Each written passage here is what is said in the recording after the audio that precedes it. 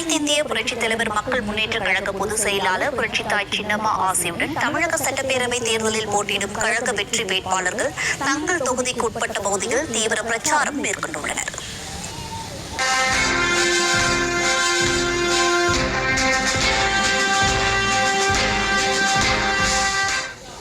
அனைத்திந்திய புரட்சித் தலைவர் மக்கள் முன்னேற்ற கழகத்தின் சார்பில் மதுரை உசிலம்பட்டி தொகுதியில் போட்டியிடும் முன்னாள் எம்எல்ஏ ஐயப்பன் உசிலம்பட்டியில் பசும்பொன் முத்துராமலிங்க தேவர் மற்றும் மோகையா தேவர் ஆகியோரின் திருவுருவ சிலைகளுக்கு மாலை அணிவித்து மரியாதை செலுத்தினார்.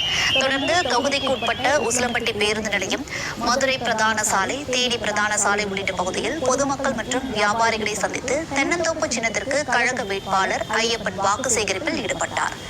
இதன் பின்னர் செய்தியாளர்களை சந்தித்த அவர், சட்டமன்ற தேர்தலில் வெற்றி பெற்று வெற்றி கனியை புரட்சித்தாய் சின்னம்மாவிடம் சமர்ப்பிப்போம் என்றும் கழகத்திற்கு மக்கள் மத்தியில் வெற்றி வாய்ப்பு அமோகமாக இருப்பதாகவும் தெரிவித்தார். புரட்சித்தாய் சின்னம்மா அவர்களின் ஆணையை பெற்று